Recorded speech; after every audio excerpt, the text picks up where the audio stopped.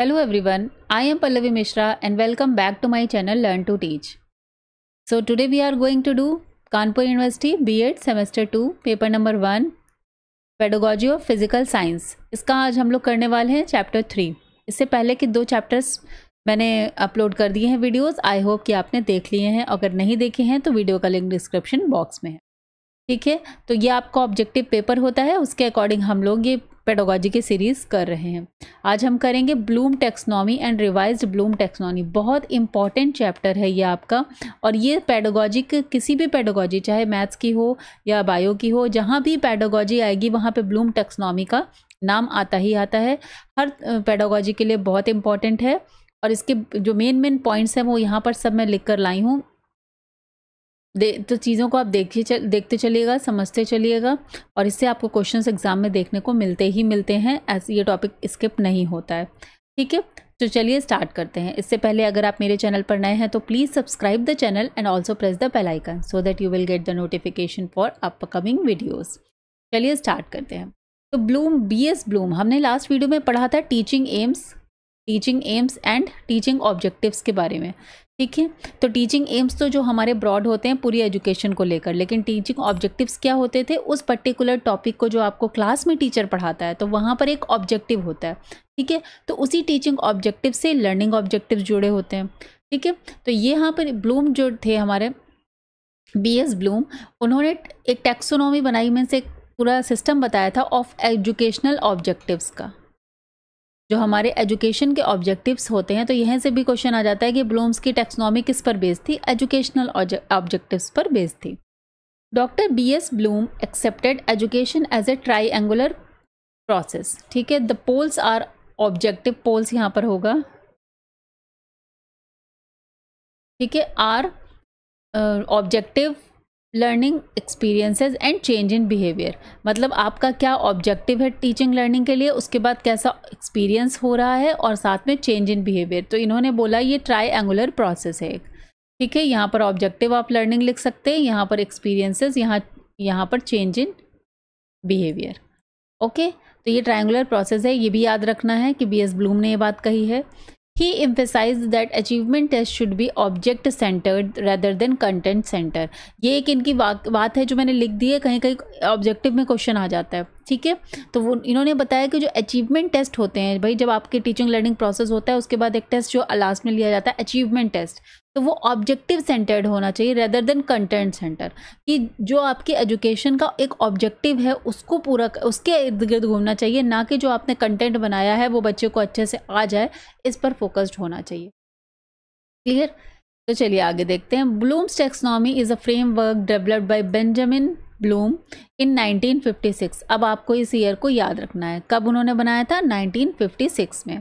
To classify educational learning objectives, कि जो हमारा बच्चा है जब हम उसे कुछ पढ़ाते हैं, भाई टीचिंग की बात हो रही है, तो लर्निंग के क्या ऑब्जेक्टिव्स होने चाहिए, उस पर इन्होंने पूरा एक टैक्सोनॉमी बनाई थी, हायरार्किकल ऑर्डर में, टॉप से हाईएस्ट लेवल तक की। ठीक है, लोअर टू हाईएस्ट लेवल देखेंगे कैसे, इनटू डिफरेंट कॉग्निटिव लेवल्स। ठीक है, the taxonomy was later revise in 2001। अब रिवाइज टैक्सोनॉमी कब आई थी, 2001 में, by Lauren Anderson and David Krathwohl. तो ये याद रखना है, ये सारे नाम आपको याद रखने हैं कि 2001 में एंडरसन एंड कैथरडल ने इसको रिवाइज किया था, 1956 में बेंजामिन ब्लूम लेकर आए थे। ठीक है, लर्निंग, एजुकेशनल लर्निंग ऑब्जेक्टिव्स के ऊपर इनकी टैक्सोनॉमी थी। अब चलिए देखते हैं ओरिजिनल टैक्सोनॉमी की पहले बात करेंगे। 1956 में BS ब्लूम लेकर आए थे। Bloom's original taxonomy consist of 6 hierarchical levels from lower order thinking to higher order thinking. ठीक है, तो सबसे पहले था इनका नॉलेज, कि आप बच्चे को कुछ ज्ञान देते हैं। ठीक है, जब वो उसकी लर्निंग होती है या उसकी थिंकिंग होती है, तो सबसे पहले बच्चा क्या करेगा, जो चीज़ें उसको पता है उनके बारे में, रिकॉल ऑफ फैक्ट्स और डेफिनेशंस और कॉन्सेप्ट, जो पता है उसको बोलेगा। ठीक है, ज्ञान देना। उसके बाद नेक्स्ट आता है कॉम्प्रिहेंशन। अब उस जो नॉलेज है उसके बेसिस पर वो क्या करेगा, अंडरस्टैंडिंग जनरेट करेगा, कॉम्प्रिहेंड करेगा, चीज़ों को एक्सप्लेन कर सकता है उस कॉन्सेप्ट्स को अपने वर्ड्स में। जैसे पहला क्या था कि डेफिनेशंस, तो नॉलेज के अंदर आती हैं रिकॉल करना, डिफाइन करना या कॉन्सेप्ट्स को याद रखना। तो डिफाइन, जैसे न्यूटन्स फर्स्ट लॉ किसी ने डिफाइन कर दिया, तो ये उसकी नॉलेज है। क्लियर, अब नेक्स्ट है कि अंडरस्टैंडिंग एंड एक्सप्लेनेशन, कॉम्प्रिहेंड करना, उसके बाद उस नॉलेज के बेस पर कॉम्प्रिहेंड करना, अंडरस्टैंडिंग के बेस पर एक्सप्लेन करना। अभी जैसे यहाँ पर एग्जांपल लिखा है, explain the process of photosynthesis. एक है कि उसे प्रोसेस ऑफ फोटोसिंथेसिस पता है, लेकिन फिर उसका एक्सप्लेन करना। न्यूटन्स फर्स्ट लॉ के लिए भी यही बात हो सकती है कि उसको एक्सप्लेन करना। थर्ड लेवल आता है application, applying knowledge to solve problem. उसके बाद उस नॉलेज को, पहले उसको जो चीज़ पता थी उसके बाद उसको उसने अंडरस्टैंड किया, एक्सप्लेन किया, उसके बाद उस नॉलेज को अप्लाई करना टू सॉल्व प्रॉब्लम। तो थर्ड लेवल आता है एप्लीकेशन का। ठीक है, use Ohm's law to calculate resistance. जैसे पहले ओम लॉ की डेफिनेशन पढ़ी गई, फिर उसको एक्सप्लेन किया, फिर कैलकुलेट करने के लिए उसको यूज़ किया, अप्लाई किया। Breaking down complex ideas and finding relationships. उसके बाद जब आप एप्लीकेबल करेंगे, अप्लाई करेंगे उस नॉलेज को अपने, तो ऑब्वियसली आपको बहुत सारे कॉम्प्लेक्स आइडियाज़ को, पहले आप प्रॉब्लम जो भी आएगी तो उसको छोटे छोटे पार्ट में डिवाइड करेंगे, फिर उसकी एनालिसिस करेंगे, फिर देखेंगे कौन सी पहले करनी है, कैसे होगा, फिर उसके बीच में क्या रिलेशन है, वो बच्चा एनालाइज करता है। तो फोर्थ स्टेप आ जाएगा एनालिसिस का। फिफ्थ स्टेप आएगा synthesis, combining element to create new thing. उसके बाद उस एक्सपीरियंस के बेसिस पर बच्चा क्या करेगा, कंबाइन करेगा उन चीज़ों को और एक नई चीज़ को क्रिएट कर सकता है। ठीक है, जैसे example, design and experiment to test the effect of temperature on enzyme activity. ठीक है, तो ये सिर्फ एग्जाम्पल है, ये नहीं आपको लर्न रखना है, आपको ये लर्न रखना है कि सिंथेसिस क्या होती है, एनालिसिस क्या होती है, एप्लीकेशन क्या होता है। और लास्ट इनके अकॉर्डिंग था कि हायर ऑर्डर बिल्कुल हो जाएगा वो evaluation, making judgements and defending opinions. उसके बाद इस पूरे प्रोसेस पर, उस टॉपिक पर वो पूरी एक अपनी ओपिनियन बनाएगा। तो अकॉर्डिंग टू ब्लूम इन्होंने ये 6 पूरे स्टेप्स दिए थे, आपको ये याद रखने हैं। ये इनके अकॉर्डिंग ये लोअर लेवल था और ये हायर लेवल। तो यही लेवल आपको ये इसके सीक्वेंस याद रखने हैं। ये कौन सा लेवल था, knowledge, comprehension, application, analysis, synthesis, evaluation, ये पूरा बहुत अच्छे से याद रखना है। यही सीक्वेंस पूछे जाते हैं, यही नाम पूछे जाते हैं। क्लियर हो गया? चलिए, अब रिवाइज्ड ब्लूम टैक्सोनॉमी में क्या होगा। एक बात यहाँ से ये थी कि ये जितने भी टर्म्स हैं ये बेस्ड ऑन नाउन थे। ठीक है, noun, knowledge, comprehension, application, analysis, synthesis, evaluation, तो ये थी पूरी बेस्ड ऑन, जो टर्मोलॉजी थी वो बेस्ड ऑन थी, जो वर्ड्स थे वो नाउन के बेस पर थे। ठीक है, अब जब वो इसमें एक रिवाइज किया बाद में, तो क्या हो गया, the revision updated the terminology to action oriented verbs. ठीक है, तो यहाँ से याद रखना है कि जो बीएसपी ब्लूम ने 1956 में दी थी वो नाउन के बेसिस पर थी। जब रिवाइज हुई 2001 में तो एक्शन ओरिएंटेड, मतलब वर्ब में चेंज हो गई, तो नाउन से वर्ब में चेंज हो गया था। ये आपको याद रखना है जो ये टर्म्स हैं। ठीक है, कैसे, जो नॉलेज था वो बन गया रिमेंबरिंग, क्लियर, कॉम्प्रिहेंशन बन गया अंडरस्टैंडिंग, अप्लाइंग तो अप्लाइंग ही था, यहाँ पर वहाँ पर एप्लीकेशन था, यहाँ बन गया अप्लाइंग। फिर एनालिसिस वहाँ पर क्या था, यहाँ पे एनालाइजिंग। और यहाँ पर ये भी चेंज आया था कि इन्होंने जो ऑर्डर का लेवल था वो भी चेंज किया था। इनके अकॉर्डिंग पहले बच्चा इवेल्युएट करेगा, देन क्रिएट करेगा न्यू चीज़। ठीक है, तो ये लेवल भी यहाँ पर चेंज हो गया है।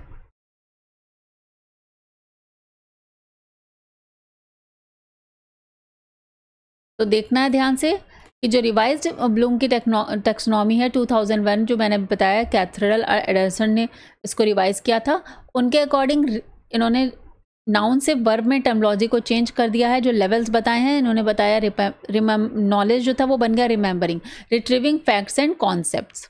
ठीक है, जो भी उसके दिमाग में चीज़ें हैं, उसको ज्ञान है, उसको रिमेंबर करेगा वो पहले, फिर उन अंडरस्टैंडिंग, फिर उस नॉलेज के बेसिस पर उसको एक्सप्लेन करेगा, मतलब उस समझ को डेवलप कर रहा है, अंडरस्टैंडिंग उसकी इन्हांस हो रही है। फिर उस जो कॉन्सेप्ट है उसको वो रियल लाइफ सिचुएशंस में अप्लाई करेगा, तो वहाँ पे उन्होंने बोला applying.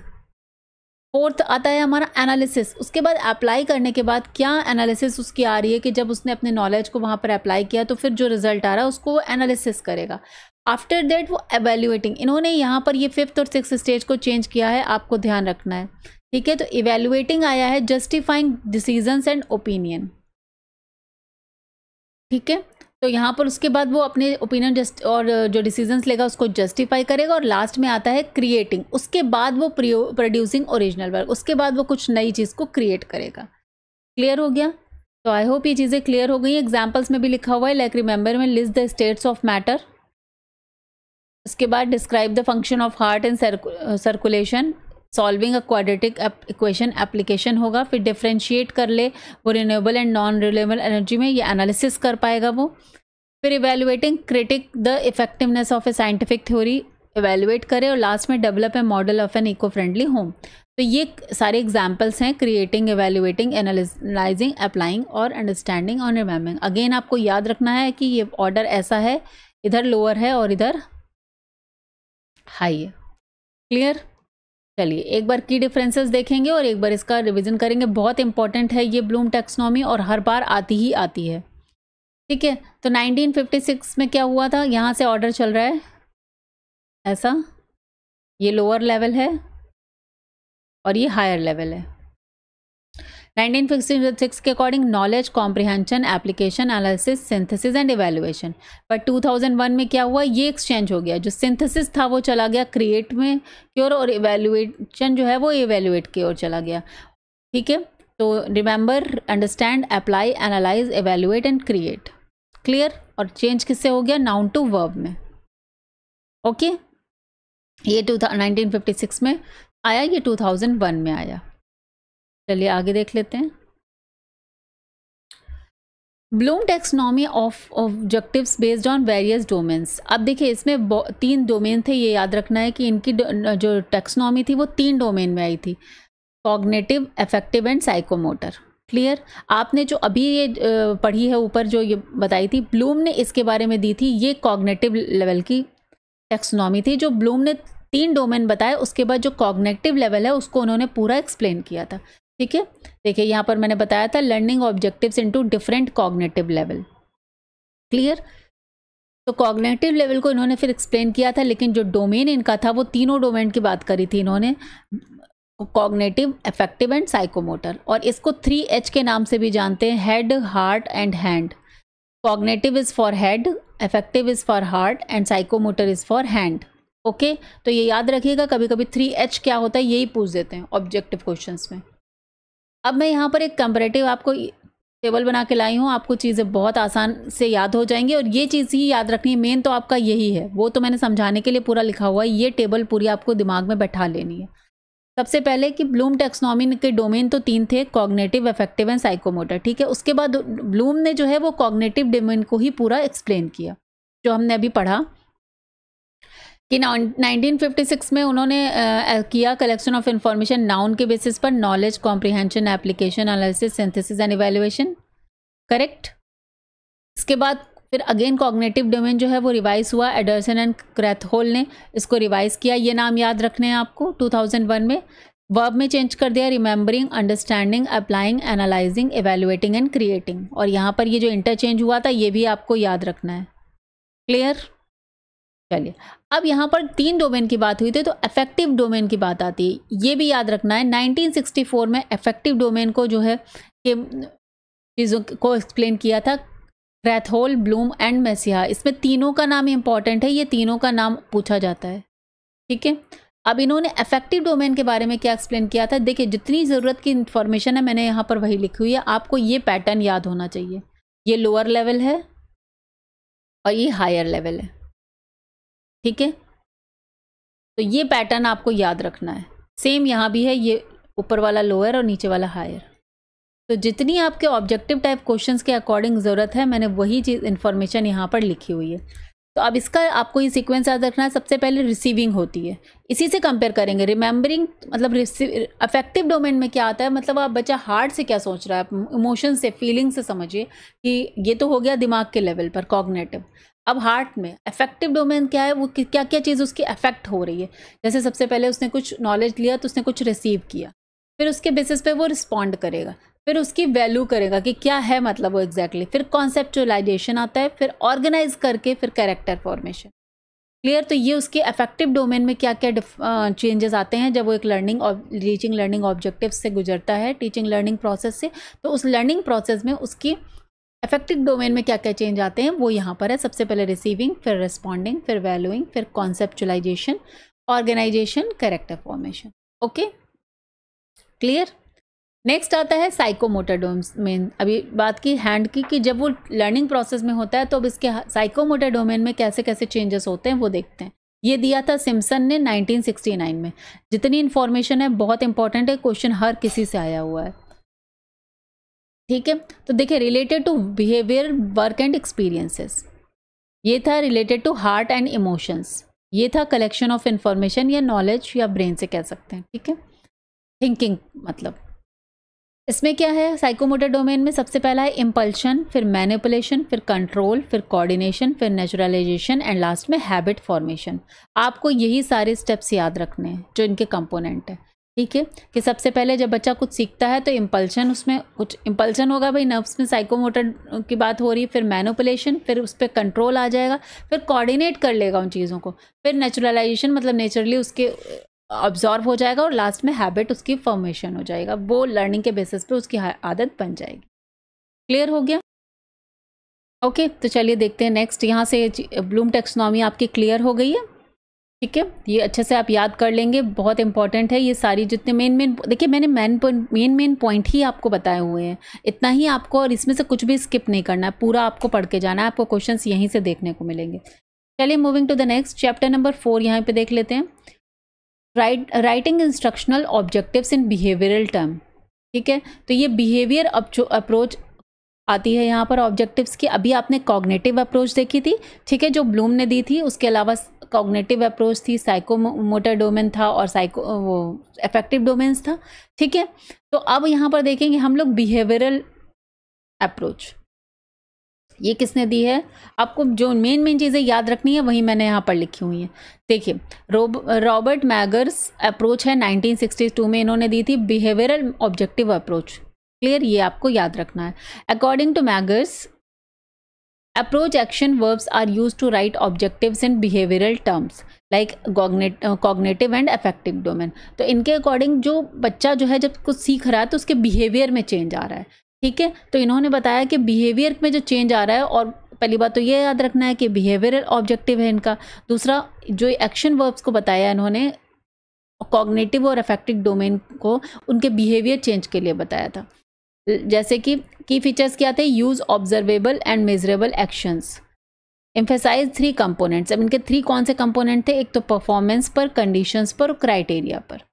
Behaviour, what the learner should be able to do, वो under what circumstances the learner will perform and the level of performance required. ये 3 चीज़ें थी इन्होंने जिसके बारे में बात करी थी। तो आपको यहाँ से सिर्फ यही याद रखना है कि रॉबर्ट मैगर्स अप्रोच जो है 1962 में आई थी, बिहेवियरल ऑब्जेक्टिव अप्रोच थी इनकी। इन्होंने जो एक्शन वर्ब्स थे जो उनको कॉग्निटिव और अफेक्टिव डोमेन को बिहेवियर के टर्म में डिस्क्राइब किया था, ठीक है। अब आपको बस ये याद रखने 3 मेन कंपोनेंट्स याद रखने हैं, performance, conditions and criteria. What the learner should B, performance का मतलब क्या है कि अब लर्नर क्या कर सकता है, ठीक है, उसे क्या आना चाहिए, उसके बिहेवियर में क्या चेंज होना चाहिए after teaching learning process. Conditions, under the what circumstance the learner will perform, अब वो किस स्थिति में वो परफॉर्मेंस करेगा। और last criteria the level of performance, अब उसकी परफॉर्मेंस का लेवल क्या होगा, ठीक है। एग्जाम्पल के तौर पे देख लेते हैं, given a list of 20 words the student will correctly spell at least 18 words with in 5 minutes, ठीक है। तो ये इन्होंने पूरा बताया कि कैसे बिहेवियर में क्या चेंज होगा, ये एग्जाम्पल के तो आपको बस इसमें से रॉबर्ट मैगर्स में इतना ही याद रखना है।